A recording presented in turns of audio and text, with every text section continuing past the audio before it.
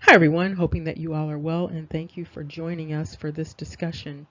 We're going to be talking about colonizing, but we're going to be looking at it from a different vantage point. We're going to be looking at it from the vantage point of what is known as replacement demography. Now, we talked about a dynamic with respect to this before in terms of Turkey and Greece, where the populations were literally switched. One group of people moved over to where the other people lived, and then those people moved over to where the other people previously lived. Now, we're going to talk about this dynamic with respect to colonizing. There are various ways to colonize an area, to settle an area, to take something over, in other words. So in some instances, you have this colonizing by superimposition of one's identity onto the identity of the oppressed or overthrown people. There is another type of colonization that takes place, however, which is very interesting. It is where the oppressor or the colonizer comes into a place or goes into a place. They conquer a people and then take on the identity of the conquered people, laying their own identities down. And so that's what we're going to be looking at here with respect to this topic of Jacob's purge. We're going to look very quickly at who the replacements were for Jacob and who these replacements continue to be even until this time. And so you have individuals and collectives of individuals wearing this Jacob identity. But in many instances, these individuals are simply the replacements for Jacob. And in some instances, they may not even be aware of the fact that they are replacements. They may simply believe what has been passed down to them throughout time. And so they may not even look to check and see how they acquired this particular identity, but we're going to look at it very quickly. And so what you have when we look at this history is this process of purging Jacob and then taking on the identity of Jacob.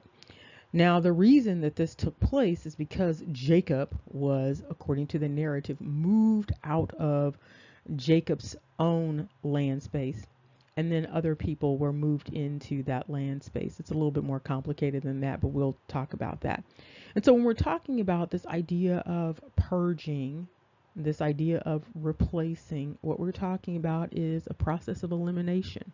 And so Jacob was eliminated in many ways. We're talking about removal. You've heard the term removal before with respect to the American Indians or the indigenous people of America. Well, this idea of removal is not new. And so when we're talking about purging, we're talking about removal. When we're talking about purging Jacob, we're talking about the eradication of Jacob in this particular narrative. Purging means to rid of something, to cleanse something. You think of ethnic cleansing, to clear out something and to expel something. And in this instance, we're talking about all of this with respect to Jacob. Now, again, we are not talking about Jacob in terms of wearing Jacob. We're talking about Jacob in terms of actual genetic descendants. As a sidebar, one thing that stands out about one of these groups is that one of the groups identified was involved in what took place with respect to Dinah. And so there is a conflictual relationship between Jacob and some of these groups. And so with respect to this particular group, that conflict revolves around Dinah.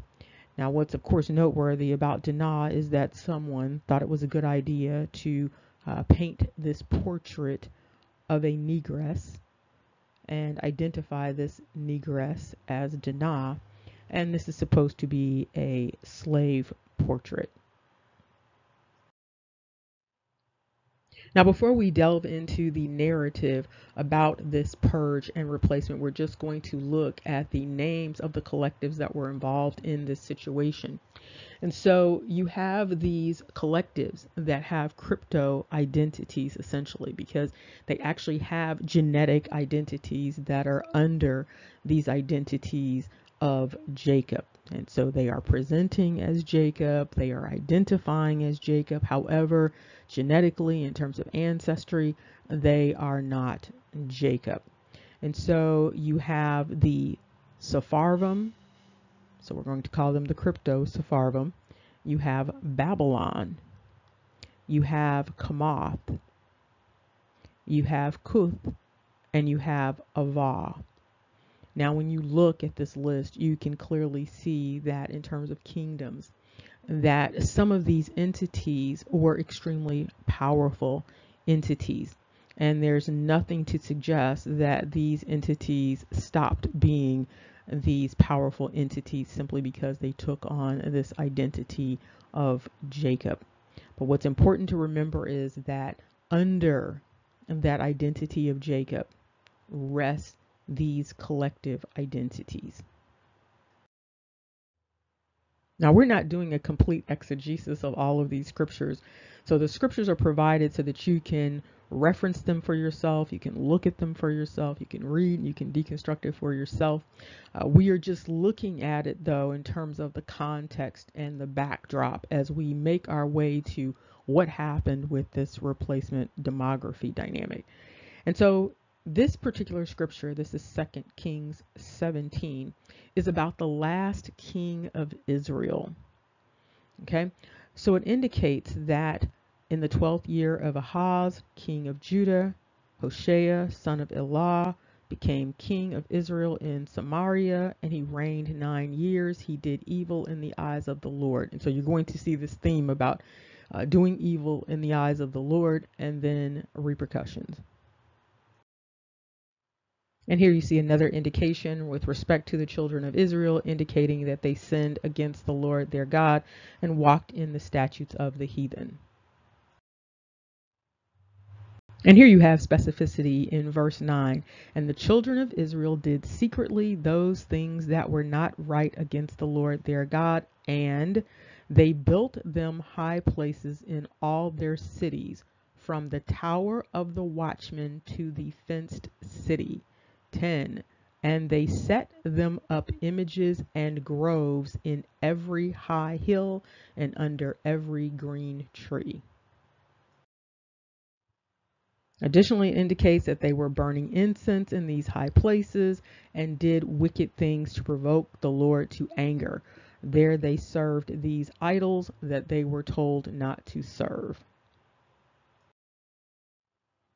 And in verse 14, you have an indication that they were considered hard-necked and that they followed in the ways of their fathers. Very specifically, it indicates in 16 that they left all of the commandments of their Lord. They made molten images, even 2 calves. They had a grove. They worshiped all of the host of the heaven and served Baal. These 2 verses provide additional specificity with respect to what happened en route to this replacement demography. And it indicates, this is 17, they caused their sons and their daughters to pass through the fire, in other words, sacrificing, and used divination and enchantments and sold themselves to do evil in the sight of the Lord to provoke him to anger. Then in 18, therefore the Lord was very angry with Israel and removed them out of his sight. There was none left except the tribe of Judah. And here you see in verse 19 and 20 that Judah was essentially doing the same thing that Israel was doing. For those of you who are not familiar, the children of Jacob were divided up, and one cluster known as Israel and the other cluster known as Judah. That is quite confusing, but that's what you have. Okay, and then you have in 20 that the Lord rejected all of the seed of Israel, afflicted them, and delivered them into the hand of the spoilers. And here we come upon good old Jeroboam again. We're looking at 21 and 22. And it indicates, for he rent Israel from the house of David, and they made Jeroboam the son of Nebat king. And Jeroboam drave Israel from the Lord and made them sin a great sin. And here we're moving into the situation of the replacement demography. And it's indicated here in number 23 that Israel was carried away out of their own land to where? Assyria. Now you're going to see very clearly how this switcheroo took place. So in verse 24, it indicates, and the king of Assyria brought men from Babylon and from Cuth and from Avah and from Hamath and from Sepharvaim and placed them in the cities of Samaria instead of the children of Israel. And that this large collective of people that we're talking about here, we're talking about Babylon, Cuth, Avah, Hamath, and Sepharvaim. This collective of people possessed Samaria and they dwelt in the cities of Samaria. The narrative goes on to indicate that the collectives that replaced Jacob in Samaria were basically practicing the same things that Jacob was practicing. And so therefore they were confronted with these lions. Eventually, a priest was requested in order to teach the colonists, the settlers, how to practice the spirituality of Jacob and how to actually perform as if Jacob, so take on the identity of Jacob so that they could live in this land that they colonized in peace. And here you see the scripture indicating that the king of Assyria commanded that they bring one of the priests over so that the priest could dwell with the people and let the priest teach them the manner of the God of the land. And so what took place was the people who were originally there, they were no longer there. Jacob was purged out. And you had this collective of colonizers, also known as settlers. This is the biggest colonizer scheme that there is, and it is the settling dynamic, where you bring people in and you claim that they are settling or visiting, and then they actually serve as colonizing forces, sort of a force that goes ahead of the bigger force that's coming. And so with these particular colonizers, they took on this identity of Jacob in order to, according to the narrative, live in peace. But there's no indication that they ever gave up this identity that they took on in order to live in peace in this particular land. And so even to this day, you have collectives that are attached to these particular names. You have, again, the Sepharvaim, Babylonians, Hamath, Avah, and Cuth, operating as if they are Jacob. But in reality, in terms of ancestral history, these collectives trace back to this particular colonizer dynamic. And so these collectives are not Jacob, even though many of them may believe they are Jacob. They are not Jacob. And when they are tied to these identities, often it appears that the individuals are not interested in pursuing the truth about their identities, because clearly people can read, they can read this particular scripture and they can see that there was a takeover. They can see that there was a removal. They can see that there was a replacement demography dynamic, and they can also see that their identities are tied to this situation. And so why they don't question it, it's unclear. But clearly what we have are groups of people who have taken on the identity of another group of people and have operated historically as the group of people that they sort of colonized, or basically they replaced. They didn't even really colonize the people, so to speak. The Assyrians were actually doing the colonizing, but they actually took on these identities and they wear Jacob, even if they are not Jacob. And that's where we come to that question of where is Jacob? And so in this final verse, this is 28, it indicates, then one of the priests whom they had carried away from Samaria came and dwelt in Bethel and taught them how they should fear the Lord. In other words, this priest came and taught these collectives how to practice spirituality like Jacob, how to behave like Jacob, how to emulate Jacob. And so what happened was these individuals, these collectives, basically took on this identity of Jacob. And you see this happening in replacement demography situations where you have collectives of people move into a place and simply take on the identity of the people who have been removed.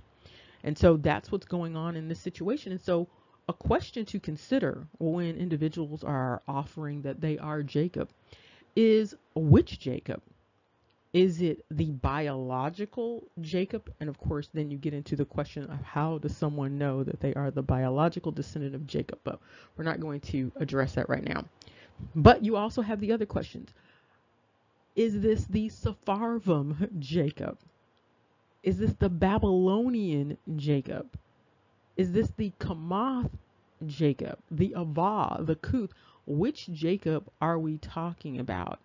And this is a very important question to answer because you have all of these people making these claims about being this man, Jacob's child. And so that's a question that people should be answering, particularly the ones who are very versed in terms of scripture. They can clearly see that there are these groups of people who replaced Jacob. And in many instances, they can also clearly see that their identities are tied to these five collectives that have been noted: Sepharvaim, Babylon, Hamath, Avah, and Cuth. Remember, knowledge is power. Take care. See you soon.